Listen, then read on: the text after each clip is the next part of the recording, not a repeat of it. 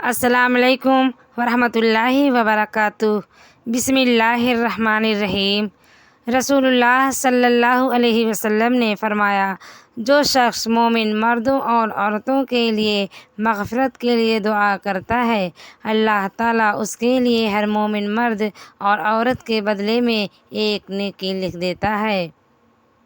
آپ صلی اللہ علیہ وسلم نے ارشاد فرمایا، میری امت کو قیامت کے دن اس طرح بلایا جائے گا کہ ان کی پیشانیاں اور ان کے پاؤں وضو کے آثار کی وجہ سے چمک رہے ہوں گے۔ رسول اللہ صلی اللہ علیہ وسلم نے ارشاد فرمایا، جو آدمی تھوڑی سی روزی پر راضی ہو جاتا ہے تو اللہ تعالیٰ اس کے تھوڑے سے عمل پر راضی ہو جاتا ہے۔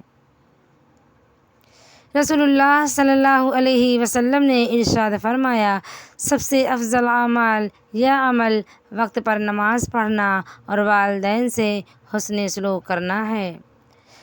رسول اللہ صلی اللہ علیہ وسلم نے فرمایا، جمعے کے دن اور جمعے کی رات مجھ پر کثرت سے درود بھیجا کرو، پس جو مجھ پر ایک دفعہ درود بھیجتا ہے اللہ اس پر 10 رحمتیں نازل فرماتا ہے۔